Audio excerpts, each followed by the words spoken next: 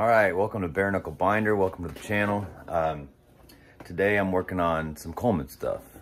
We have Coleman stuff to work through. We have everything to work on because the truck needs literally everything. It needs a motor, it needs a transmission. I need to go through the transfer case. I need to go through the axles. I need to go through the brakes, and I need to build an electrical system for it. But it has a windshield. So anyway, one of the biggest challenges with the Coleman is the wheels. The hubs are so big that it doesn't take like a normal wheel. Later versions of the Coleman axle would have lugs on that dome, but with this earlier version, it takes an open center rim like the old Dayton truck rims. So luckily, we had one rim on one of the rear wheels. The rear axle has wheel adapters. So what that does is that it adapts from the International 6 lug for the 3/4 ton and adapts it to a clamp-on for the open center rim. A 16-inch open center rim is pretty much obsolete. You never see them, ever.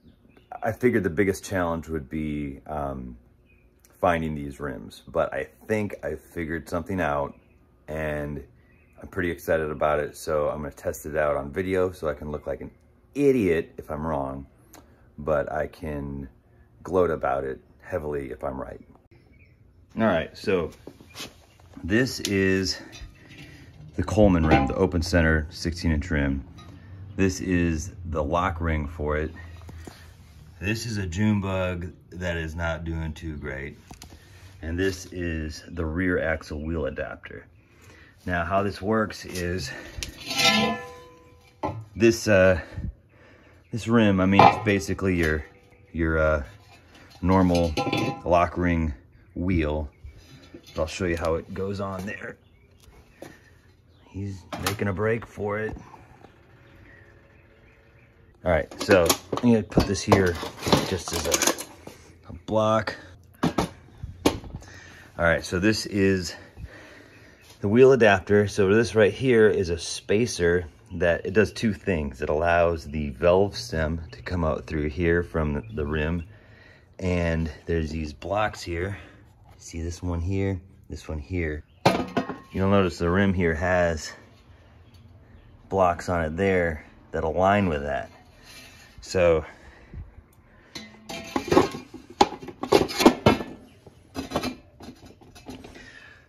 see now, and this is it set down around it. All right, so then we have clamps that go on here, and they clamp this rim onto this wheel adapter, or with the Coleman axle, it goes on the hub. Anyway, these blocks right here keep this from, you know, they protect the valve stem, but also if your clamps are loose, I'd imagine they'd kind of knock against these and keep the wheel from spinning. We're not even to the cool stuff yet. So this is the lock ring that goes on it. If you don't know how lock ring wheels work and you think these are split rims, Widowmakers, I'm sorry for you. These are actually very viable wheels still, and they're not nearly as dangerous as everyone makes them out to be. So don't listen to every Tom, Dick, and Harold on Facebook that will tell you that these are Widowmakers, because those guys have never changed a tire in their life. Anyway, so I got this rim off of a wheel adapter. This is the only rim I have. It still had the ring on it, so I was looking at the ring. Now this ring looks like a Goodyear ring. The only reason I know that is because I'm so used to working with lock rings that I just recognized it. So I decided to put it up against another lock ring that I have. That's a Goodyear. This one's was sandblasted a while back. There you got your Goodyear numbers on it. Thing is, this thing turns out to be the exact same. I was like, well, that's pretty cool. Anyways, here's the deal. So this rim has the same Goodyear lock ring that another wheel of mine has, which is this guy. This is a International 16-inch lock ring wheel off of the S-120. However, this one is out of service because it's got a little bit of rust through there. So I was thinking about welding that up, just using it as a spare. But I'm glad it's been off the truck because I started comparing these two. This guy, okay. You got this guy. The more I looked into these two rims, the more they are exactly the same, except two things. One, this one's got these blocks, which I mean, those are clearly just welded in there. And I've got a welder. And this one has the wheel disc, you can see it riveted in here. My theory is, that's gonna save my ass on the Coleman project, is that if I find some more of these wheels and I drill out these rivets, then I can plug weld them shut, and then that's pretty much the same wheel, and then I can weld just those alignment blocks on there. So I'm just gonna drill out these rivets and we're gonna see if it mates right up to that adapter. All right, well, I got all the rivets drilled out of this thing. June bug not doing so good. So all the rivets are out of this thing. So I gotta knock the center out. Let's see. Dead blow hander, probably quieter. All right.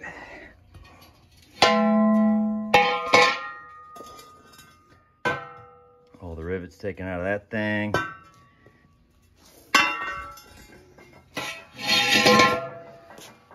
Dang, those look almost identical, don't they? So, you got this rib coming around in here. My main concern was that this bevel would be the same, because that's where it seats on the adapter on the hub. But here, it's exactly the same. My thought is they probably made these all identically because it would be the most cost-effective way, and then just riveted in the wheel centers when they needed wheel centers. So the next test will be putting this on the adapter.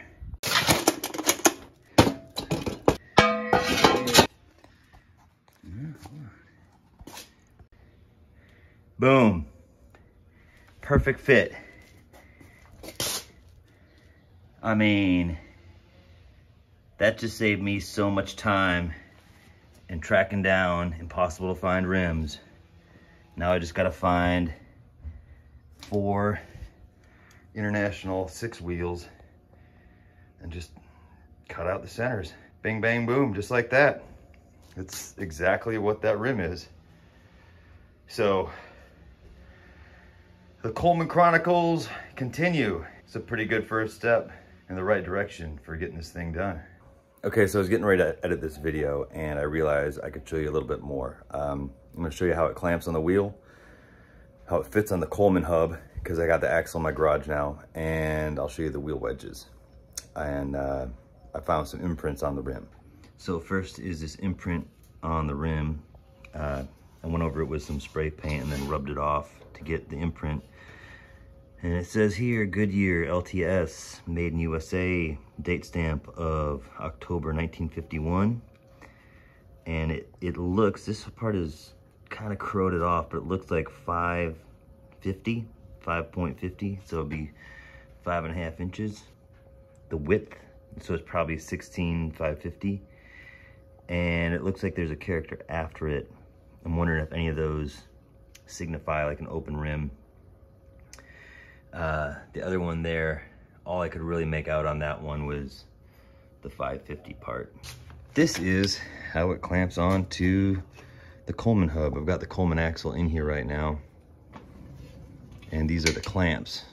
Now these are, I found a few Goodyear clamps out of all of them, which makes me believe even further this is, you know, a Goodyear setup and not actually Dayton, even though this is considered a Dayton style clamp on rim. Anyway, these are the wheel clamps. I've got some spare, they're not even spares. These are just, you can see some of these are damaged pretty good, so I doubt those are safe to use. These look like just some generic aftermarkets. I mean, they fit on there. They fit on there pretty good. I haven't tried clamping one of those down yet. I've got another Goodyear here. See, it says Goodyear across the top of it. And then obviously that one's cracked. These do have some numbers on them, so let me figure out what those are real quick. Okay, so I went through and I cleaned up some of these Goodyear wedges. These are all the Goodyear wedges I have. They're either called wedges or clamps, depending who you ask. But I was trying to find some markings. And I knew there was markings on the bottom that I'd seen. And here's a good example. This one's pretty much the clearest here. It says 50. I can't see anything on that one. That one also says 50. It looks like it's got a little copyright C there. I'm not sure what that means.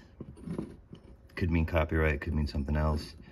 And this is something that I don't know about. So if you know about it, leave it in the comments. Let me know, because this is a very crucial part of the truck that I've got to figure out, you know, before I can even drive it. So it looks like it has like a 16 or an 18 here.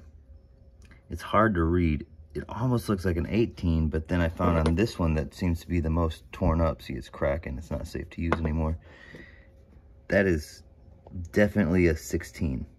And that would make sense for a 16-inch wheel, because there's a little bit of a curve to this, and I'm guessing it matches the curve of the rim.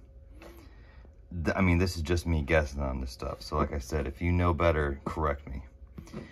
However, on this broken one, I'm glad I cleaned it up all the way, because on the front, I found what looks like it could be a part number. It says K28. And so I started cleaning up the other ones, and I found one also stamped K28. This one, I can see a K. I can't really tell what that is. Could be anything. And this one just doesn't have anything, being so helpful. So K28 or 50. So I'm gonna start looking these up, but if you know anything about these wedges, or if you have any, get at me. I need them.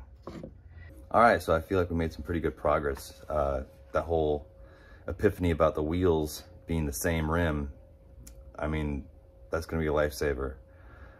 And finding part numbers on those wedges, it never hurts. A lot of times those part numbers lead to nothing, but if it leads to anything, that's a win. That's how that works. So that's a world of working on old trucks. I spend like probably 3/4 of my time looking up old dead part numbers. So anyway, like and subscribe if you dig this, spread it around, share it, please. I'm trying to get the word out about this Coleman project, so that A, to find parts, and B, just to bring awareness so that we can keep more of these out of the crusher. So I'll see you in the next episode. Probably gonna have something to do with that T32 that's under a towel, or possibly taking apart this axle. So I'll see you next time.